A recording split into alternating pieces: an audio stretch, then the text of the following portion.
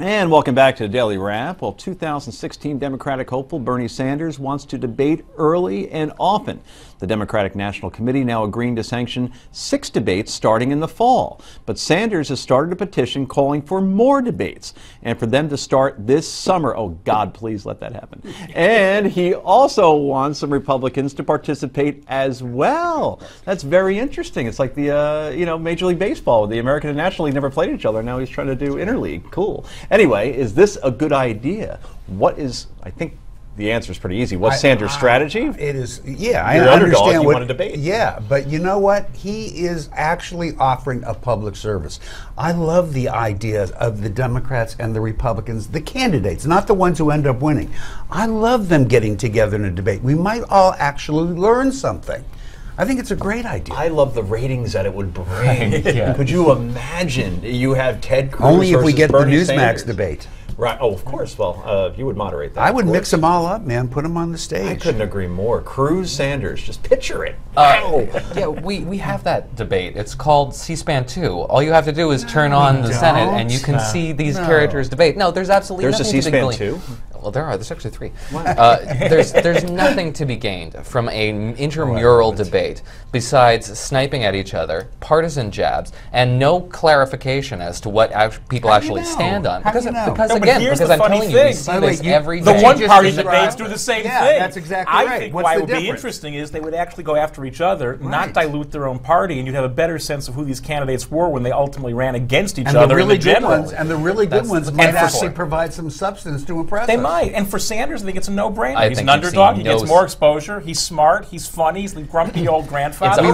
It's a primary debate. You wouldn't see substance. What you'd see is one side trying to impress their voters by being as aggressive, as snarky, as snipey as they possibly can, and trying to get applause from their side because they're winning a primary race. And not in general. It would be so entertaining for us selfishly. Wouldn't that be tremendous to watch? It would advance nothing. But boy, that's a good hour and a half, 2 hours, right? I say, you're way pushing to go, over to Bernie. his side. Way to go, Bernie. Keep up the good suggestions. Seriously, Brad, how do we make this happen? What sort of swell would have to push this into actually happening? Well, the 2 things would have to happen. You have to convince the party they would be better off attacking the other guys than their own candidates, because that would make for a better general election. And then actually I think people do like good theaters. We have to go out and tell them this would be the best free show on earth, so let's get it happen. The problem is that I have a feeling, and this is just a feeling, that Hillary Clinton wouldn't agree to something like this.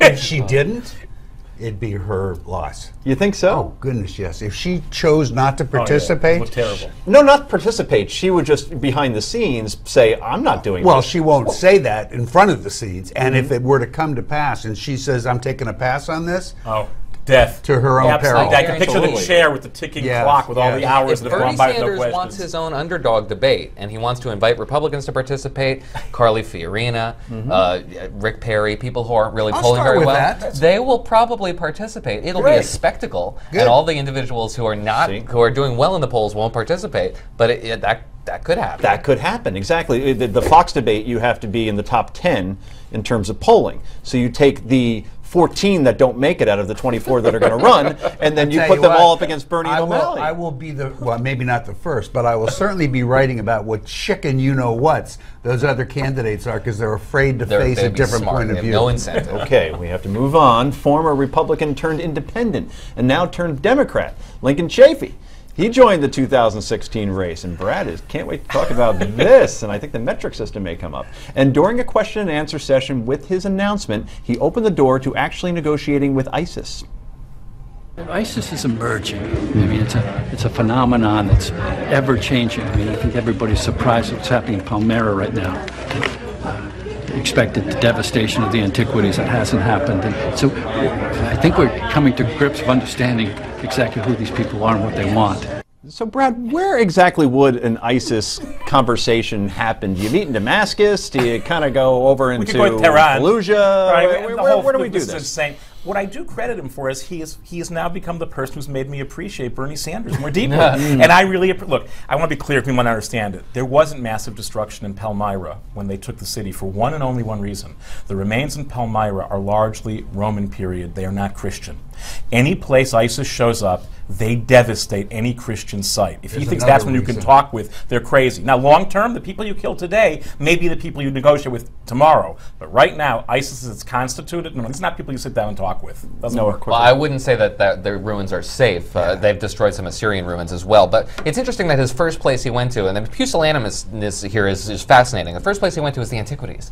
Oh, the poor antiquities. We have the human toll that is positively enraging and shocking, and that we would preemptively surrender is just absolute cowardice. What do you think about the whole metric system platform? I'm all about the platform. I'm all about the metric system. What is his guy? This guy's Meshuggah, as we say. Meshuggah. I mean, It's a technical term. And by the way, he just wanted us to know he knew what Palmyra was, and the antiquities weren't destroyed because they're going to start selling them. Well, That's what they do. He has my vote It's on- because, it's again, on when eBay. I could go to McDonald's and say I want a Royale with cheese, that is a very good day. Anyway, potluck time is next. Do not go anywhere.